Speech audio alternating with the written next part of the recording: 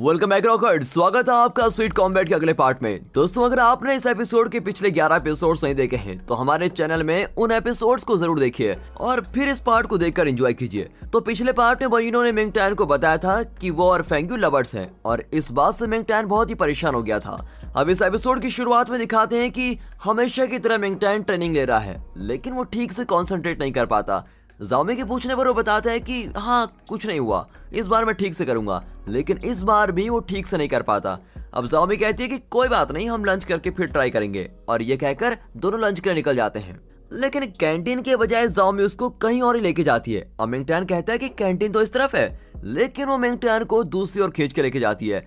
वहाँ फेंग्यू सभी को अपने हाथ के बनाए हुए नूडल्स फ्री में बांट रही होती है। अब जाओमी मिंग टैन को भी लाइन में खड़ा होने को कहती है। दरअसल दोस्तों, ये जाओमी का ही आइडिया है कि सबको फ्री नूडल्स देने के बहाने फेंग्यू मिंग टैन को नूडल्स कुक करके दे और तब अपने प्यार का इजहार करे। लेकिन यहाँ फेंग्यू और बयूनो को साथ देकर मिंग टैन मन ही मन दुखी होता है और वो यहाँ खाना ही नहीं चाहता। लेकिन जाओमी जिद करती है कि तुमको यहीं पर खाना पड़ेगा, और ऊपर से वो ये भी कहती है कि फेंग्यू ये सब अपने मनपसंद लड़के के लिए कर रही है। तब मिंग टैन सोचता है कि उसका मनपसंद लड़का तो बयूनो है, तभी तो उस दिन बयूनो उसकी और फेंग्यू की शादी की बात कर रहा था। और आगे कहता है कि नहीं, मैं बयूनो की होटल में बहुत काम करता हूँ और रोज वहाँ पर नूडल्स खाता हूँ, इसलिए मैं आज नहीं खाऊंगा। लेकिन जाओमी इसको छोड़ती नहीं, और इतने में वहाँ पर मिया मिंग टैन के लिए अपने हाथ से खाना पकाकर लाई होती है और वो बाहर आकर मिंग टैन को बुलाती है। लेकिन जाओमी उससे लड़ने लगती है कि मिंग टैन आज तुम्हारा खाना नहीं खाएगा, और तभी अचानक मिंग टैन कहता है कि नहीं, मैं मिया का खाना खाऊंगा। अब ये सुनकर जाओमी चौंक जाती है और फेंग्यू को भी बहुत ही बुरा लगता है, और फिर मिंग टैन मिया के साथ चला जाता है और दोनों अलग बैठकर खाने लगते हैं। मिंग टैन को मिया का खाना खाते देखकर फेंग्यू बड़ी उदास हो जाती है और खाते वक्त मिंग टैन के मुंह पर खाना लग जाता है। उसको मिया अपने मुंह से निकाल कर खाने लगती है और दूर से फेंग्यू को ऐसा लगता है जैसे वो मिंग टैन को किस कर रही है। मिंग टैन ने ये बिल्कुल भी एक्सपेक्ट नहीं किया था और वो शॉक हो जाता है। अब यहाँ फेंग्यू बिल्कुल टूट चुकी होती है, क्योंकि वो मिंग टैन के लिए इतना कुछ कर रही है लेकिन कुछ भी काम का नहीं हो रहा होता है। मिंग टैन को खाना खिलाने के लिए उसने कॉलेज के सभी स्टूडेंट्स के लिए खाना बनाया था, लेकिन मिंग टैन ने उस बेचारे का खाना खाने से बिल्कुल इनकार कर दिया, और ऊपर से मिया ने उसको किस भी किया, और इस तरह सोचकर वो बहुत ही दुखी होती है। तब बयूनो वहां पर आता है और फेंग्यू को इस तरह फील करते हुए देखकर वो समझ जाता है कि फेंग्यू ने उसके लिए नहीं बल्कि मिंग टैन के लिए ही ये नूडल्स बनाए थे, और उसी के लिए ही उसने ये नूडल्स बनाना सीखा था। अब अगले शॉट में मिंग टैन कार वॉश करते हुए सोचता है कि मिया ने ऐसा क्यों किया, मुझे उसे बताना पड़ेगा कि मैं उसके बारे में ऐसा नहीं सोचता, और इस तरह सोचकर वो अपना काम करता है। यहाँ फेंग्यू जाओमी के घर पर सैंडबैग को खूब पंच कर रही होती है। तब जाओमी कहती है कि तुम मिंग टैन को गलत क्यों समझ रही हो, मिया को तो तुम जानती हो, उसने मिंग टैन की मर्जी से नहीं बल्कि जबरदस्ती उसको किस किया होगा। अरे मेरी माँ, उस सैंडबैग को तो मत मारो, वो बहुत ही कॉस्टली है, फट जाएगा। इस तरह वो फेंग्यू को डाइवर्ट करने की बहुत कोशिश करती है, लेकिन फेंग्यू सैंडबैग को पंच करती रहती है। और तब जाओमी के पापा तीनों के लिए खाना लेके आते हैं। अब फेंग्यू खाना नहीं चाहती, लेकिन जाओमी कहती है कि खाओगी नहीं तो टूर्नामेंट में हार जाओगी, तुम वीक हो जाओगी, और फिर तब तीनों बैठकर खाना खाते हैं। अब जाओमी के पापा कहते हैं कि सुनहाओ भी तुम तीनों की तरह डायरेक्टली फाइनल्स के लिए क्वालिफाई हुआ है, और मैं सुनहाओ के मैचेस देखने जरूर आऊंगा और उसको ही सपोर्ट करूंगा। उस दिन तो मैं जिम भी बंद करके रखूंगा। अब जाओमी उनसे लड़ती है कि आप मेरे कॉलेज में आकर उसको सपोर्ट करेंगे, तो क्या वो आपका इतना फेवरेट है? हाँ बेटी, वो मेरा फेवरेट तो है, लेकिन उसका मतलब ये नहीं कि मैं उसको अपना डेथ स्ट्राइक सिखाऊंगा। और डेथ स्ट्राइक शब्द सुनकर फेंग्यू चौंक कर पूछती है कि क्या ये वही मूवमेंट है जिससे एक फाइटर ने बहुत साल पहले अपने अपोनेंट को मार डाला था? हाँ बेटी, ये वही मूवमेंट है, और इसे मेरे मास्टर ने कुछ स्टूडेंट्स को सिखाया था, और जिस फाइटर ने डेथ स्ट्राइक करके उस आदमी को मारा था वो भी मेरे मास्टर का स्टूडेंट था। अब ये सुनकर फेंग्यू को बहुत ही गुस्सा आता है और वो अपने मामा के बारे में सोचने लगती है। उन्हें वो बचपन से अंकल जी कहा करती थी और उन्होंने हमेशा फेंग्यू की हिम्मत बढ़ाई थी। दरअसल उस वक्त रिंग में जो बॉक्सर मरा था वो फेंग्यू के अंकल जी थे, और इन बातों को सोचकर फेंग्यू बहुत ही बुरा फील करती है। लेकिन वो अब तक नहीं जानती कि मिंग टैन के पापा ने ही डेथ स्ट्राइक करके अंकल जी को मारा था। आप लोगों में कईयों ने सोचा होगा कि मिंग टैन के पापा ही फेंग्यू के अंकल जी थे, लेकिन ऐसा नहीं है। इस सीरीज के बिगिनिंग में आपने देखा होगा कि फेंग्यू ने एक कब्र पर फूल रखे थे, और उसके जाने के बाद मिंग टैन ने भी उसी कब्रिस्तान की एक कब्र पर फूल रखे थे। दरअसल मिंग टैन अपने पापा की कब्र पर फूल रखने आया था, और अंकल जी की कब्र भी उन्हीं के पास ही थी। तो मिंग टैन ने अंकल जी की कब्र के पास भी प्रार्थना की थी कि गलती से मेरे पापा के हाथों आपकी मृत्यु हो गई थी, उसके लिए प्लीज उन्हें माफ कर दीजिए। अब इस वक्त फेंग्यू बहुत ही गुस्से में बाहर आती है। अब जाओमी उसको रोकती है तो वो कहती है कि अगर तुम अपने पापा से डेथ स्ट्राइक सीखोगी तो हमारी फ्रेंडशिप कट हो जाएगी। लेकिन तुम्हें डेथ स्ट्राइक से इतनी नफरत क्यों है? तब फेंग्यू बताती है कि बहुत साल पहले डेथ स्ट्राइक के कारण जिस आदमी की जान गई थी वही मेरे अंकल जी थे। अंकल जी मुझे बहुत ही प्यारे थे और जिस आदमी ने डेथ स्ट्राइक करके उनको मार डाला उससे मैं सख्त नफरत करती हूँ। ये कहकर फेंग्यू चली जाती है। अब तक वो नहीं जानती कि उसके अंकल जी को मिंग टैन के पापा ने मारा था। अब अगले सीन में जाओमी सुनहाओ को बताती है कि किस तरह फेंग्यू के अंकल जी बहुत साल पहले डेथ स्ट्राइक की वजह से मर गए थे। सुनहाओ बताता है कि कभी कभी आंखों देखी बातें झूठ भी हो सकती हैं। मैंने उस मैच का वीडियो देखा था और मुझे लगता है कि फेंग्यू के अंकल जी डेथ स्ट्राइक के कारण नहीं मरे थे। जहां तक मैंने देखा है जिस बॉक्सर ने अंकल जी के साथ फाइट की थी वो डेथ स्ट्राइक करने की पोजीशन में बिल्कुल भी नहीं थे। इतना ही नहीं, फेंग्यू के अंकल जी इतने मामूली बॉक्सर भी नहीं थे कि डेथ स्ट्राइक पंच का डिफेंस नहीं करना जानते हो। तो फिर तुम लोग कैसे कह सकते हो कि उस पंच से ही वो मरे थे? हाँ, वो रिंग के अंदर जरूर मरे थे लेकिन मेरी नॉलेज के मुताबिक वो डेथ स्ट्राइक से नहीं मरे होंगे। अब इस पर जाओमी कहती है कि तुम सही भी हो सकते हो लेकिन मैं इस पर कुछ नहीं कहना चाहती। लेकिन अगर तुम मुझको अपनी फ्रेंड मानते हो तो प्लीज डेथ स्ट्राइक मत सीखो। क्या तुमको मेरी इतनी फिक्र है? ऐसा कुछ नहीं, मैं तो सिर्फ इसलिए कह रही हूँ ताकि तुम्हारी वजह से किसी की लाइफ न चली जाए। और ये कहकर जाओमी स्माइल करने लगती है। अब अगले सीन में ज़ेंगजी कॉलेज को दिखाते हैं। टूर्नामेंट वाला वो दिन आ ही गया है जिसका हम सब बेसब्री से इंतजार कर रहे थे। पास के कॉलेज से भी स्टूडेंट्स आने लगते हैं और पार्टिसिपेंट्स को चीयर करने के लिए उनकी फैमिली मेंबर्स भी आने लगते हैं। बयूनो अपनी माँ को लेकर आता है तो मिया मिंग टैन के भाई बहन को लेकर आती है और मिंग टैन को खूब एनकरेज करते हैं सभी। और तब अकुडो आकर मिंग टैन से कहता है कि उस दिन तो मैं थका हुआ था इसलिए तुमसे हार गया, लेकिन आज मुझे हराने के सपने मत देखना बच्चू, तुम सिर्फ हारने के लिए पैदा हुए हो।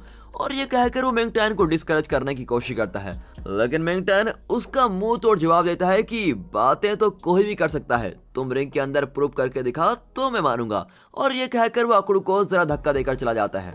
अब दोनों कॉलेजेस के प्रिंसिपल्स मिलते हैं। डांस पार्टी के बाद भले ही दोनों की फ्रेंडशिप स्ट्रांग हो गई हो लेकिन फिर भी इन दोनों के बीच कंपटीशन जरूर है। ऊपर से ज़ेंगजी के प्रिंसिपल कहते हैं कि अगर मेरे स्टूडेंट्स ने आपके स्टूडेंट्स को हरा दिया तो आप मायूस मत होना। इस पर दूसरे प्रिंसिपल भी मजाक करते हुए कहते हैं कि मेरे स्टूडेंट्स आपके कॉलेज में आकर आपके स्टूडेंट्स को हराने वाले हैं। ये सोचकर तो मुझे आपकी फिक्र हो रही है। अब दूसरी ओर जियाओ फेंग फेंग्यू के पास जाती है और चैलेंज करती है कि इस बार तो तुम मुझसे जरूर हारोगी। अब फेंग्यू उसको इग्नोर कर देती है और जाते जाते कहती है कि हाँ वो सब तो रिंग के अंदर ही देखा जाएगा। और अब शुरू होने वाला है पहला मैच जिसमें बयूनो और दूसरी कॉलेज की एक लड़की की टक्कर होगी। सब बहुत ही एक्साइटेड होते हैं और कुछ ही देर में मैच शुरू होने वाला है। बयूनो की मां उसको खूब चीयर कर रही होती है। अब दोनों फाइटर्स रिंग के अंदर आ जाते हैं। जाओमी मिंग टैन को बताती है कि बयूनो खुद को स्ट्रीट फाइट का किंग मानता है और अब पता चलेगा कि उसका असली टैलेंट है क्या, और तुम भी उसके मूवमेंट्स और डिफेंस टेक्निक को ध्यान से देख लेना। ओके, अब इस तरह मैच शुरू होता है। बयूनो उस लड़की पर जोरदार अटैक करने जाता है लेकिन वो लड़की उसको ब्लॉक करके नीचे गिरा देती है और कहती है कि क्यों रोमियो, क्या तुमने सोचा कि एक पंच में मुझको गिरा दोगे? फिर बयूनो उठ जाता है और अब दोनों एक दूसरे पर पंचेस की बरसात कर रहे होते हैं। एक पॉइंट पर वो लड़की बयूनो को अटैक करने आती है लेकिन बयूनो कहता है कि हम स्ट्रीट फाइटर्स की स्पेशलिटी है और वो ये है कि हम एक बार जो गलती करते हैं उसको कभी नहीं दोहराते। और ये कहकर वो उस लड़की को खूब पंच करता है और वो दर्द के मारे सर्कल के बाहर गिर जाती है। अब इस तरह वो हार जाती है और बयूनो ये मैच जीत गया है। अब सब शोर मचाकर खूब एंजॉय कर रहे होते हैं। कुछ ही देर में अगला मैच शुरू होने वाला है और ये मैच होगा बयूनो और सुनहाओ के बीच। तभी एक नया कैरेक्टर अंदर आता है। वो अनाउंसमेंट सुनकर बाहर जाता है और किसी को कॉल करता है। अब फेंग्यू उसको देखकर उसके पीछे जाती है और उसकी बातें सुन लेती है। वो कहता है कि ऐसा बेकार मैच देखने से अच्छा तो यही है कि मैं घर पर ही बैठा रहूं। और तब दूसरे एंड पर जो आदमी बात कर रहा होता है वो कहता है कि इसके बाद ही टॉप फाइटर्स का मैच होगा, लेकिन ये लड़का कहता है कि मुझे लगता है टॉप फाइटर्स का मैच भी बिल्कुल ऐसे ही बेकार होगा। और ये कहकर वो चला जाता है। अब फेंग्यू की समझ में ये नहीं आता कि ये कौन है और टॉप फाइटर्स को इतना बेकार क्यों समझता है। और तब मिंग टैन वहां आता है। अब फेंग्यू उसको अंदर जाकर मैच देखने को कहती है लेकिन वो कहता है कि थोड़ी देर हवा में रहने से मुझको बेहतर फील होगा। और अब दोनों एक दूसरे को देखते रहते हैं। अचानक फेंग्यू कहती है कि मैं तुम्हारे लिए ड्रिंक लाती हूँ और तब मिंग टैन धीरे से उसका हाथ पकड़ता है। दोनों बहुत ही कुछ नया फील कर रहे होते हैं लेकिन मिंग टैन अचानक फेंग्यू का हाथ छोड़कर कहता है कि सॉरी, अनजाने में हो गया।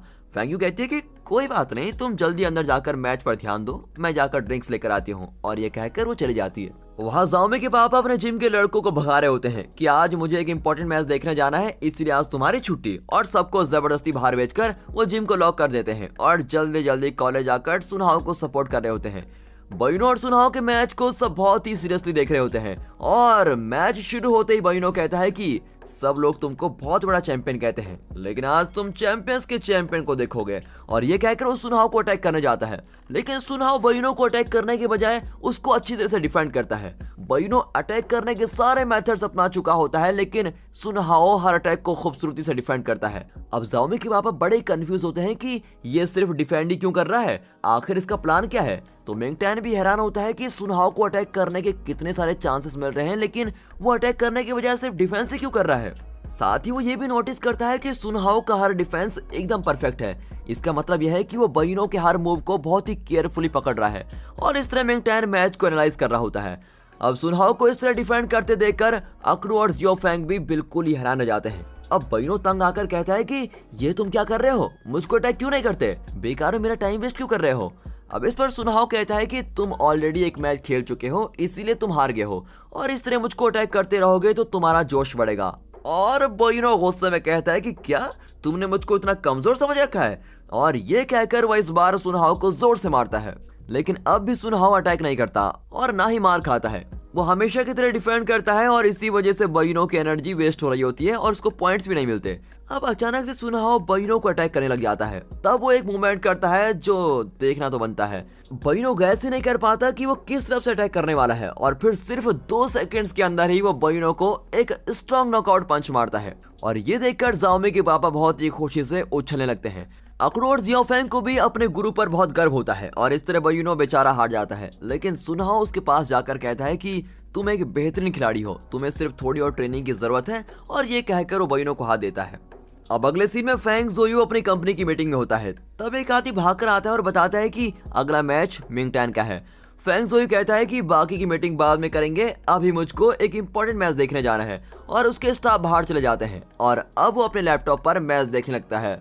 और अब मिंग टैन का मैच हम अगले पार्ट में देखेंगे। रुको रुको रुको रुको, अगर मैंने ये कहा होता तो दोस्तों आप लोग तो मेरी जान ही ले लेते, है ना। मुझे अपनी जान प्यारी है यार, इसलिए मिंग टैन का मैच तो आपको दिखा कर ही जाऊंगा। अब यहाँ मिया और जाओमी मिंग टैन को खूब मोटिवेट कर रही होती हैं। तब फेंग यू वहां कर कहती है, मुझे पता है तुम नर्वस हो रहे हो, तुम ये मत सोचो कि तुम्हारी जीत होगी या हार, ये भी मत सोचो कि तुम्हारे बारे में लोग क्या कहेंगे। तुम सिर्फ ये बात याद रखो कि तुम्हें इस मैच में अपना बेस्ट देना है। तुमने इस टूर्नामेंट के लिए जी जान से ट्रेनिंग ली है और बहुत ही हार्ड वर्क किया है, और आज तुमको दिखाना पड़ेगा कि तुमने क्या सीखा है, क्या ट्रेनिंग में किया है। आज तुम्हें उसका रिजल्ट जरूर मिलेगा, इस तरह डरने की कोई बात नहीं है, हमें तुम्हारी हिम्मत पर पूरा विश्वास है। और इस तरह तीनों सीनियर्स मिंग टैन को मोटिवेट करती रहती हैं। और तब अनाउंसमेंट करते हैं कि मिंग टैन और सुनहाओ का मैच शुरू होने वाला है। दोनों बॉक्सर्स रिंग के अंदर आ जाते हैं और मैच शुरू होता है। शुरू से मिंग टैन सुनहाओ को अटैक करने की कोशिश कर रहा होता है, लेकिन सुनहाओ सुपर डिफेंस कर रहा होता है। अब मिंग टैन का अटैकिंग स्टाइल देखकर जाओमी के पापा को लगता है कि उन्होंने ये स्टाइल कहीं और देखा है। अब फेंग यू कहती है कि मिंग टैन अच्छा अटैक कर रहा है और उसे यही कंटिन्यू करना चाहिए, लेकिन उसे सब्र से काम लेना होगा। अब रिंग में मिंग टैन का लगातार अटैक करना और सुनहाओ का उसको डिफेंस करना, यही कुछ देर तक चलता रहता है। अब यहाँ अकड़ू और जियो फेंग डिस्कस करते हैं कि मिंग टैन नया फाइटर है, उससे इतनी देर लड़ने की क्या जरूरत है, गुरु उसको एक ही पंच में ऑफ क्यों नहीं कर देते। अब सुनहाओ अपना अटैक शुरू करता है, मिंग टैन उससे अटैक करने जाता है तो वो अच्छा डिफेंस करके मिंग टैन को नीचे गिरा देता है, लेकिन मिंग टैन हार मारने वाला तो है नहीं, वो जल्दी से उठकर खड़ा हो जाता है। लेकिन तब न जाने सुनहाओ के माइंड में क्या चल रहा था, वो अचानक ही झुककर अपनी हार मान लेता है। अब ये सब देखकर सभी शॉक हो जाते हैं कि ये इसने क्या किया। मिंग टैन ने तो ये बिल्कुल भी एक्सपेक्ट नहीं किया था और वो सुनहाओ से कहता है कि मैं जानता हूँ आप मुझको हरा देंगे, लेकिन फिर भी मैं आखिर तक लड़ना चाहता हूँ, प्लीज इस तरह मत छोड़िए मैच को। लेकिन सुनहाओ मुस्कुराकर रिंग से बाहर चला जाता है। अब जाओमी के पापा सुनहाओ पर बहुत ही गुस्सा होते हैं कि ये इस कदर कैसे बाहर जा सकता है। और तब पीछे से एक आदमी कहता है कि अगर वो हार मान चुका है तो मिंग टैन को इस मैच का विनर अनाउंस कर दीजिए। लेकिन जाओमी के पापा चिल्लाते हैं कि वो किसी वजह से मैच छोड़कर चला गया है, इसका मतलब ये नहीं कि वो हार गया, पर रूल्स के अनुसार मिंग टैन को विनर अनाउंस कर दिया जाता है। और इस पर सुनहाओ की कॉलेज प्रिंसिपल भी गुस्से में उठकर चले जाते हैं। अब जियो फेंग सुनहाओ को खींचकर लेके जाती है और पूछती है कि इस तरह हमारे कॉलेज के अगेंस्ट मिंग टैन के आगे झुक जाने का क्या मतलब है। अगर तुम इस तरह करते रहे तो फाइनल्स में जाने का मौका तो जरूर खो दोगे, बताओ तुमने ऐसा क्यों किया। अब सुनहाओ कहता है कि मैं कॉलेज क्लब कैप्टन की पोजीशन से रिजाइन कर रहा हूँ, अब से तुम एक अच्छी कैप्टन बनकर क्लब को संभाल लेना। और मैंने ये मैच इसलिए छोड़ा क्योंकि मैं इस स्पोर्ट की बहुत इज्जत करता हूँ, लेकिन मैंने सिर्फ ये एक मैच छोड़ा है, टूर्नामेंट तो कभी नहीं और किसी हाल में भी नहीं छोड़ूंगा। अब जियोफेंग कहती है कि प्रिंसिपल सर को कौन जवाब देगा, तुम खुद ही उनको समझाओ। और ये कहकर जियोफेंग गुस्से में वहां से चली जाती है। और अब अगला मैच शुरू हो जाता है और इस मैच में मिंगटैन और अकड़ू की टक्कर होती है। दोनों रिंग के अंदर आते हैं और मैच शुरू होता है। अकड़ू फिर एक बार मिंगटैन को नीचा दिखाने के लिए कुछ कह देता है, लेकिन मिंगटैन जवाब में उसको खूब अटैक करता है। अकड़ू भी कुछ कम नहीं, वो भी बेहतरीन पंचेस मारता है। उसको देखकर तो सबको यही लगता है कि ये तो एक प्रोफेशनल बॉक्सर से कम नहीं। अब अच्छी ट्रेनिंग की वजह से मिंगटैन भी उसको खूब डिफेंड करता है और अटैक भी कर रहा होता है। फिर कुछ देर बाद अकड़ू मिंगटैन को पंच करके गिरा देता है और वो उठ नहीं पाता। और तब उसे अपने भाई बहन की याद आती है और वो हिम्मत करके उठकर खड़ा होता है। लेकिन तभी अकड़ू उसे फिर से अटैक करके नीचे गिरा देता है और ये भी कहता है कि अगर मैं तुम्हारी जगह होता तो नीचे गिरकर मरने की एक्टिंग करता। इस तरह वो मिंगटैन को बहुत ही इंसल्ट कर रहा होता है। अब मिंगटैन एक सच्चे फाइटर की तरह उठकर डिफेंस पोजीशन में खड़ा हो जाता है और अकड़ू उसको लगातार अटैक करता है। मिंगटैन डिफेंड करता जाता है, वो उसको मारता रहता है। और तब उसे जाओमे की बात याद आती है कि जब भी अपोनेंट अटैक करे तो आंखें खुली रखो, बंद मत करो, तभी तुम्हें उसके मूवमेंट्स का पता लगेगा। अब मिंगटैन उस आइडिया को अप्लाई करता है और अकड़ू के पंचेस ब्लॉक करते करते उसके सारे मूवमेंट्स को एनालाइज करने लगता है। और फिर मौका पाते ही अचानक उसका पैर पकड़कर उसको उठा लेता है और नीचे पटक देता है। और फिर उसकी गर्दन कसकर इस तरह से पकड़ लेता है कि अकड़ू हिल भी नहीं पाता। और इस पोजीशन में मिंगटैन अकड़ू को लॉक कर देता है और ये मैच जीत भी जाता है। और दोस्तों इसी के साथ ये एपिसोड यहाँ पर सच में खत्म हो जाता है। क्या करें। तो कैसा था ये पार्ट, एकदम सुपर और पावरफुल था ना। आने वाले एपिसोड्स और भी दमदार होंगे, इसलिए अगर आपने अभी तक इस चैनल को सब्सक्राइब नहीं किया है तो जरूर कर दीजिए। और कमेंट्स में ये जरूर बताइएगा कि ये सीरीज आपको इतनी पसंद क्यों है। साथ ही इस सीरीज के वीडियोस को अपनी फैमिली एंड फ्रेंड सर्कल में शेयर जरूर कीजिए। एंड फाइनली मिलते हैं अगली वीडियो में, तब तक के लिए गुड बाय, अपना ख्याल रखिए। Finally thanks for watching.